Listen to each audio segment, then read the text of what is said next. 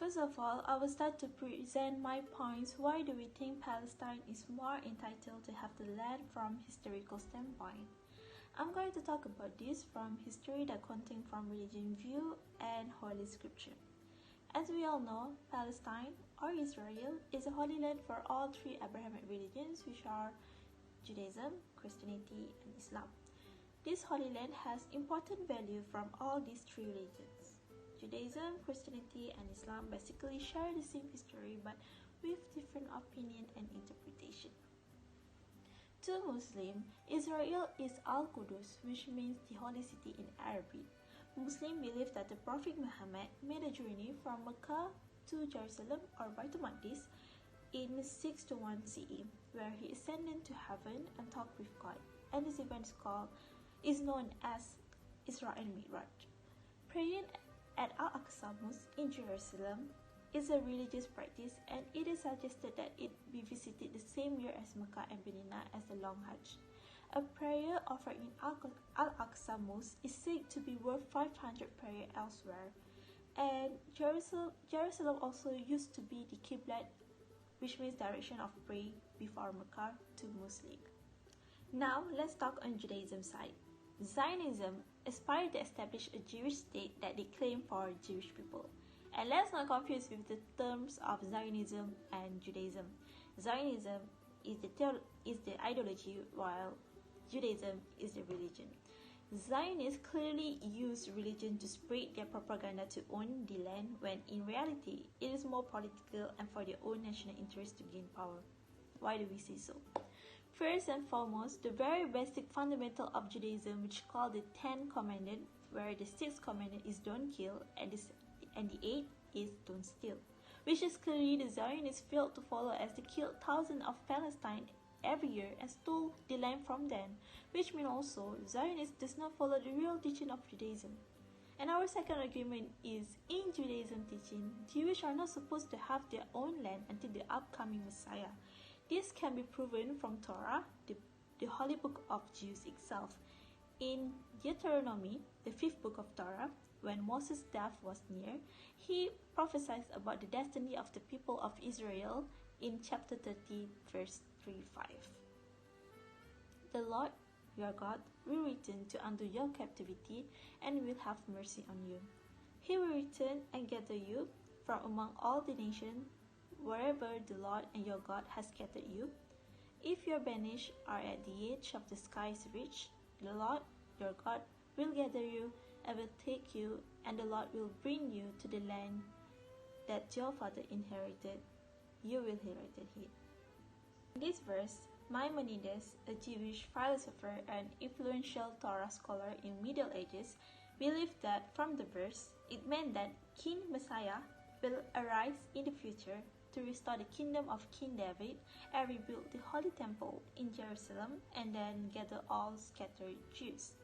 This proof in Judaism itself, historically written from the Holy Scripture, the Torah, Israel's state should not be established. What exists is Palestine. Some Jews, like the Orthodox Jews, are also against the formation of Israel's state and support Palestine because they believe Jews are not supposed to have land. The organization, like for example Neturei Karta, oppose the contemporary state of Israel because it does not believe that the Jewish people have the right to self-determination, and because only God can restore Jewish sovereignty in the land of Israel by bringing the Messiah.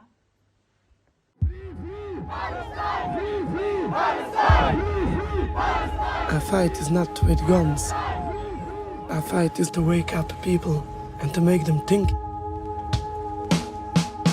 We believe strongly that the state of Israel will come to an end. We have God on our side.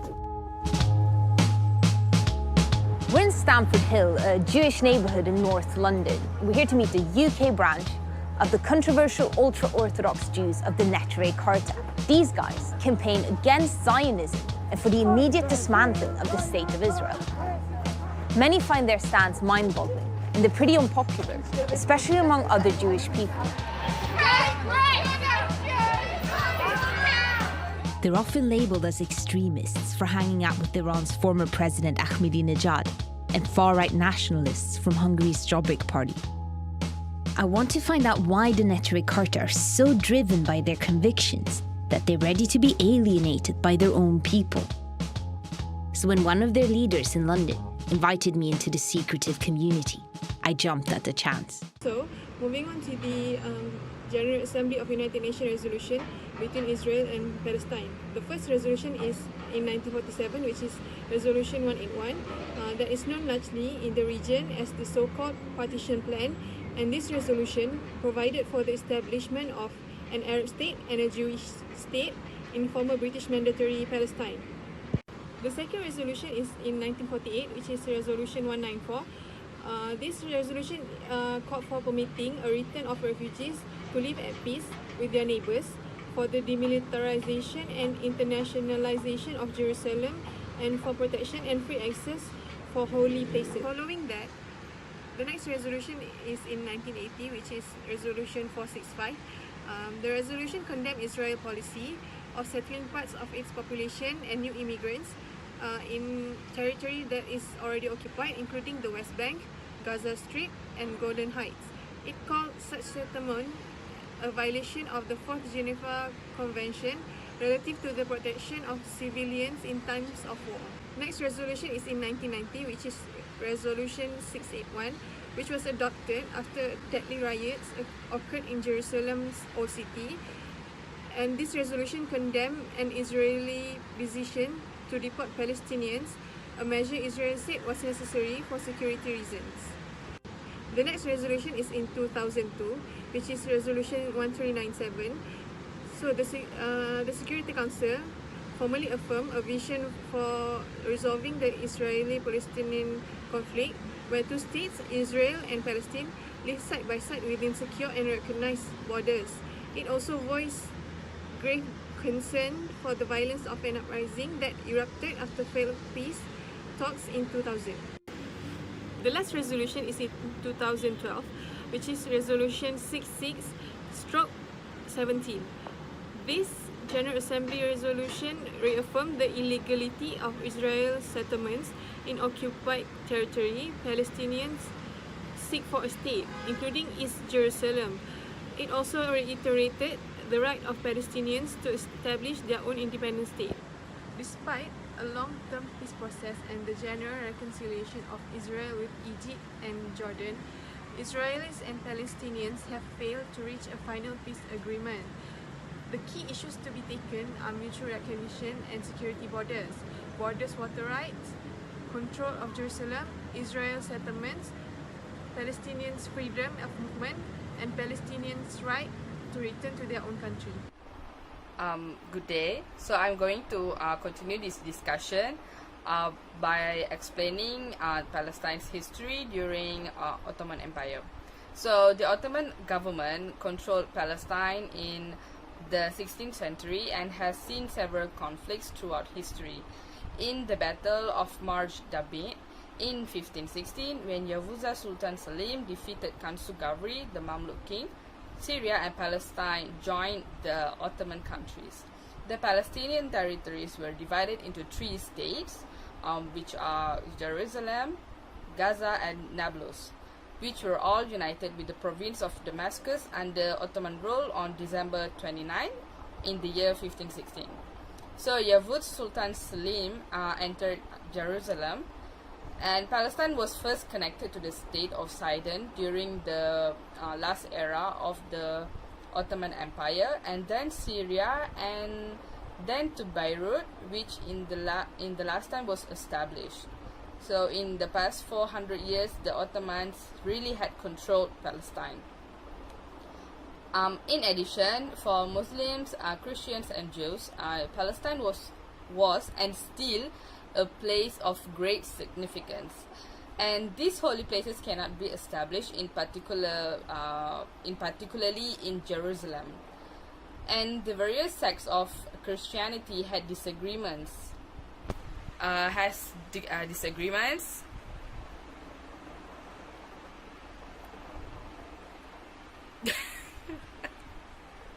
Okay, sect of Christianity had disagreements.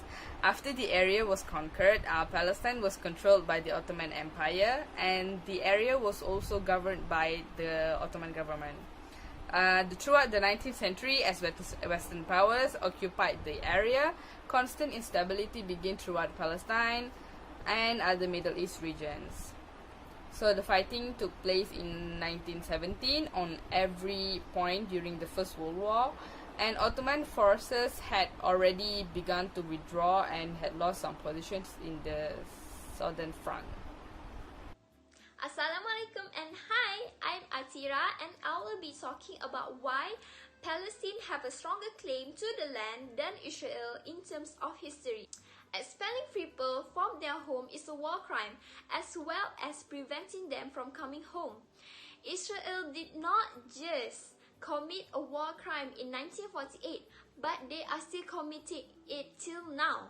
This is from Salman Abu Sita, the author of Atlas of Palestine 1948. The European and Russian colonies that reside in Israel, or the Zions, had performed the 1948 Exodus of Palestine. At least 750,000 Arabs, Palestinians had expelled from Palestine. The Palestinian Exodus, or Al-Nakba, which means the physical destruction or catastrophe, had witnessed several gruesome things that happened during that time. What happened is, it has been the destruction of Palestinian village, ethnic cleansing of Palestinian cities, aerial bombing of Palestinian refugee camp, and looting of Palestinian books and artifacts.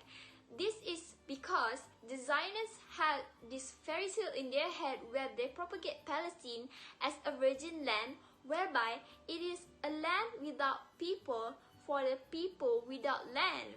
So in their head, yeah, we don't have land, so maybe this is the land for us. But when they fail to assimilate the actual written and recorded Palestinian history into this fabricated fairy tale, the Zionists decided to destroy or physically remove it from sight. The Palestinians are forbidden to study their own culture. Until now, they are forbidden to remember their past because memories are seen as dangerous and they had to be suppressed and controlled. Well, this is all from me. Thank you. Moving on to the Palestinian traditional clothing. The traditional costume of Palestinian men historically consisted of an undergarment, a kaftan, baggy trousers, an outer garment, a belt, and a headdress. The undershirt was called kamis, which can be either in knee length or ankle length. The Palestinian baggy trousers were called sherwal. They were long and wide, tied with a cord at the waist. The outer garment was called juba for long-sleeved and salta for short-sleeved. Both garments were worn over a kumbas. A bisht is a traditional men's cloak popular in the Arab world. It is worn on top of a juba and kumbas. It is a status garment associated with royalty, religious position, wealth, and ceremonial occasions. Palestinian men also wore fabric and leather belts called hizam and white belts called lavandi. For Palestinian women, they generally preferred black or dark indigo blue for their dresses, usually called thobe. Women heavily embroidered the front chest panel, the sides, the sleeves, around the bottom and up the back panel in different colors of silk or cotton floss. These types of embroidery stitch and colors differentiated specific villages as well as Muslims and Christians. In addition, varieties of caps and head veils were worn where the head veils were left white or cream among Palestinian village and urban women, while Bedouin women preferred black veils. Palestinian women's clothes fit into regional styles. The main regions were the Galilee, Jerusalem, Gaza, and many others. Women in Galilee wore embroidered dresses and long coats until around the middle of the 19th century, but by the 1860s, most had abandoned them in favor of the Turkish styles of baggy pants, long shirt, and long coats. Women also wore an outer coat called jilaya over a plain white shirt or thobe and pants underneath. The jilaya was of dark blue cotton on the outside but had an inner lining of atlas silk. The coats were worn open from the waist down and made to flap or pull while walking to reveal the inner lining. While southern village women, they wear dresses called thobes. Necklines varied with region and could be round with chest slits, V-necked or scoop-necked. Women wore dress in white, black and indigo blue, and the chest panels, backs, sides and sleeves were heavily embroidered in shades of reds, blacks, blues and yellows. Southern Bedouin women wore a similar shaped but more voluminous light blue or black thobe with winged sleeves. Next is Palestinian traditional food. The most common food in Palestine are: firstly, maklouba. This national dish can also be found in Iraq, Syria and Jordan. Rice, meat, nuts, eggplant and cauliflower are cooked and layered in a pot, then boiled until there's no liquid left. It is flipped upside down when served, hence the name maklouba, which means as literally upside down. Next is musahan. It is made of large tabbouleh breads submerged in olive oil with chicken, onions, sumac and allspice. The name of the dish comes from the Arabic word sahan, which once translated as the method of preparing something that's heated. It is always served with yogurt on the side and, if desired, some extra bread. Next is falafel and hummus. Falafel is made from fried ball-shaped ground chickpeas, while hummus is made with mashed chickpeas blended with tahini, olive oil, salt and garlic. This is how they prepare the falafel, by shaping the mixture into balls, while the hummus is prepared by mixing the chickpeas and tahini into such a smooth and creamy mixture. You can wrap up all sorts of vegetables together with falafel and hummus. Falafel is commonly served in a pita, wrapped in a flatbread known as taboon and even coated either in hummus paste, tahini or zesty garlic flavoured yogurt sauce.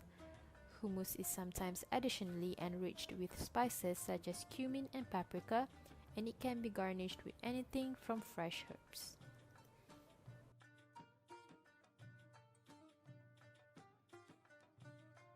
Hi, I am Audrey and I'm going to talk about Palestinian agriculture and land. The conflict between Israel and Palestine was mainly about land, therefore it more focused on Palestine agriculture sector. Palestinian land has become the political conflict between Israeli and Palestinian since Israel have limited available of land, water, and market. The production of goods in Palestinian agriculture fuels Palestinian economic export and agriculture, which become the dominant sector for the economy and provide 15% of employment rate from the total population. Palestine was divided into two geographical areas, which is West Bank and Gaza Strip. Cultivation of fruit tree is the major sector of plant production in Palestine, which is olive tree, grapevines, almond, fig, and citrus.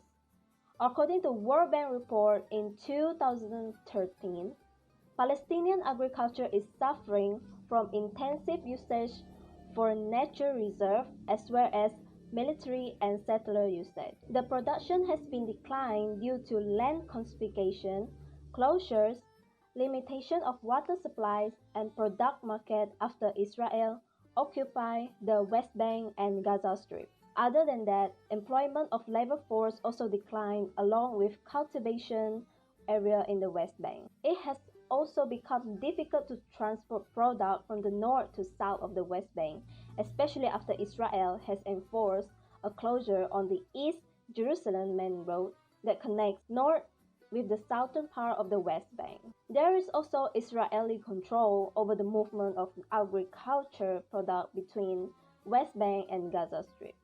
According to UNCTAD in 1990, Israel has restricted and exploited water usage of Palestinians after the occupation. Israeli also polluted the Jordan River that historically was used by West Bank farmers to irrigate the field, and the flow is reduced after the diversion of Lake Tiberias into national water carrier, leaving the Palestinians with a low quality of water.